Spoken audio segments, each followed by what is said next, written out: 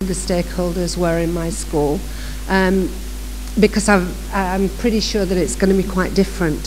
So what I'd like you to do now is, just for a few minutes, and I think the groups are a bit big, so split them into two, scribble down all the people that you think are the stakeholders in your school. So the stakeholders in the school, now how are we going to record this? I need to see what happens really, because I don't, to be honest, know who the stakeholders are in your own school. So who's going to tell me? Teachers, parents, students, support staff, the company, BSS itself. Then, our transport companies. In big campuses, they play a major role in our discipline issues, our neighborhood, the community. Then the textbooks board, the curriculum designers, all these are our stakeholders. British Council again, thank you. Okay, yes, the first part of your list we share.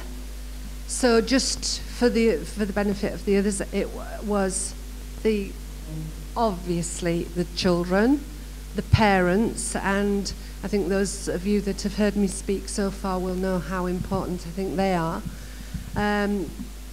Teachers, community, very, very important. I'll talk a bit more about that later, and if I forget, remind me, because the community helped me change my school hugely. No, it doesn't matter. Don't worry about the spelling.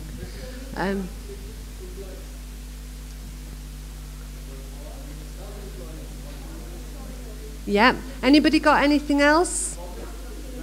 Hang on, one at a time, Mr. Ali.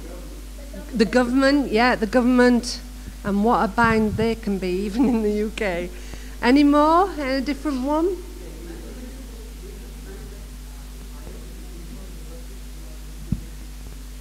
Good. Higher education, the people that might be going to receive your school, might not be higher education, it might be the secondary school if it's a primary school, but the feeder organisation, yeah, good. And another one?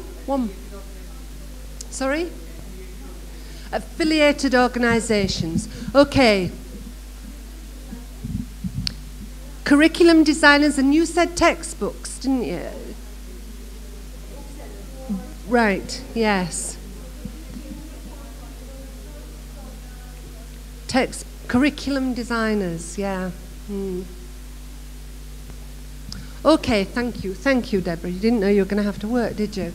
Okay, well, that list doesn't vary a great deal from my list, but in the UK we have governors, a governing body, and they are very influential as well. They're a group of volunteers. They don't get salaries, but they are very influential on recruiting and school management. So that was on my list.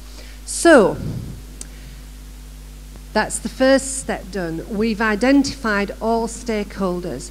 Now we go back to your vision, or my vision as it was, but your vision as it would be. If you are going to realize your vision, you have to take all of those stakeholders with you. You can't do it on your own. And it's no good telling them, I've got a vision and you're going to help me get there, because they'll do it because it's their job and they're going to get paid, but they won't do it with their heart and their soul, and it won't make a difference to the standards in the schools. So thinking about all your stakeholders, or my stakeholders, now I need to go and ask them what they think about our school.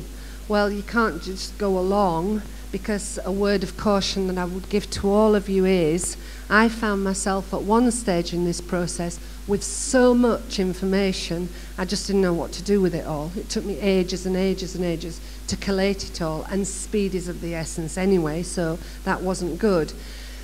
So I decided that we would break every issue into one of three things: either curriculum, people, or environment. Not necessarily in that order. It will be depending on who you were talking to, whose views you were getting. But what I did was looked at everything in those three areas. And this, I'm going to quickly talk you through how I did it with the stakeholders in my school. Whilst I'm talking, try and think about how that would relate to you in your situation. So the process was, I have got to get to all of the stakeholders involved in my school community. How am I going to do it? Well, first of all, and largely, and the group that obviously a principal spends the most time with are the teachers. So the first thing I did was I had a series of staff meetings. I wasn't very popular. In fact, I wasn't very popular for about a year, to be honest, because there were so many difficult messages to deliver to these staff that, but never mind. After that, it all got a lot better when they could see that it was working. We had 2 staff meetings a week, straight after school. The school day began at 9:15 and finished at 4:45, with an hour for lunch, but in the lunch hour, quite a lot of the teachers had got duties to do, so supervision duties to do, so we couldn't have many meetings at lunchtime. So these were 2 meetings a week, which we did for about 3 weeks. And what I said to and I told them the situation that we were in, I told them why we were in it, I told them how I felt about it, how I felt about them and where we were going. And when I say how I felt about them, I told them that I wanted them to come with me and I wanted them to work with me to improve the school. Obviously, I didn't say it quite like that. There was a lot more debate and dialogue went on. And yeah, that's something that I want to emphasize. Just like the icebreaker that we did at the beginning, it's not so much the outcome that matters. It does matter, of course it does, but it's the process of getting there. And a piece of advice that I would give is time is of the essence when you're formulating a school improvement plan, because you don't want to spend months and months and months formulating a school improvement plan. You want to spend a short time formulating it, months and months and months implementing it, don't you? So time is of the essence, but give people time. Give people time to come round to the idea. Give people time to talk about things. Provoke their thinking, and when they come on board, they really will be on board. They won't be there just because they've got to be. So we had the staff meetings for the teachers and for the non-teaching assistants. I also had staff meetings, which was totally unheard of, for the cleaning staff in the school. Do you remember I said the school was filthy? Well, the cleaning staff told me that the school was filthy because it's not their job to tidy up, to clear up, it's their job to clean. They couldn't clean because the school was in such a mess, and that's why it was filthy. Debatable, but there we go. That was their view. You've got to work with what you've got. That's the way they see it, so that's the situation you've got to change. I had to get to the children, and so I had a whole week of assemblies. Now then, I told you at the beginning that I'm a real teacher, and when I became a head teacher, it was very much in the beginning, I missed being in the classroom quite a lot, and I had some very, very good people guiding me and mentoring me, and I began to realize that the assembly for me was my classroom. It would have the lower school and then another day the upper school and sometimes the whole school, but it didn't matter. It was my chance to use it as my classroom, to get over my messages, to teach what I wanted. So I identified a week, and I spoke with the staff and said that instead of assembly being 15 minutes each morning, it was going to be 30 minutes, just for 1 week. And then I started off with the children. Obviously, I planned it. I didn't just stand there and say, right, what do you think we do well, what don't you like, and fired all these questions at them.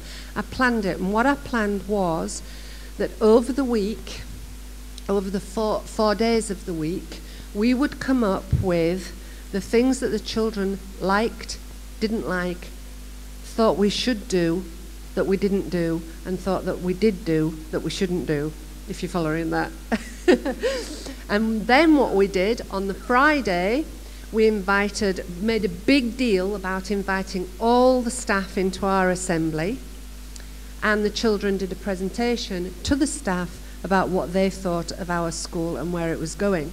So that was how I got the children on board.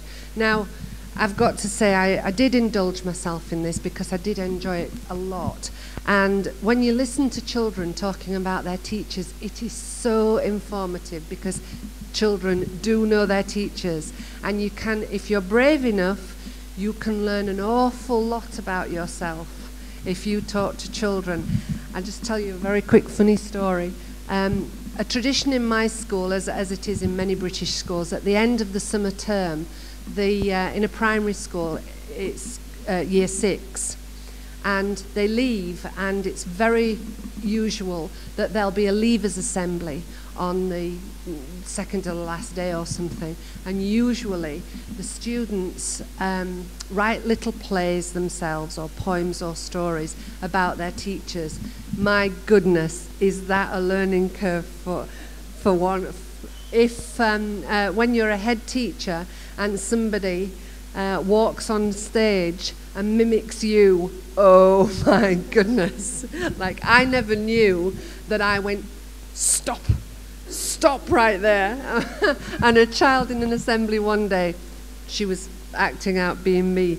And I said, I don't do that. And the whole school went, yes, you do. So I digress a little, but yes, so you can learn from the children. And yes, they came up with things like, I mean, this was an inner city school we did have a little bit of a playing field, but not a lot of land. And they wanted an adventure park, and they wanted a swimming pool, and they wanted all these kinds of things. But that in itself can tell you things, because what that told me was they didn't have enough to do at playtimes and lunchtimes. They were outside all this, and the parents, it was a very low socio-economic area, and huge unemployment, and most of the parents hated school when they were at school. Most of their parents hated school when they were at school. So their view of coming into school was very negative. And so I had to work quite hard to get them in. But we came up with lots of strategies to get them in, and they did come in the end.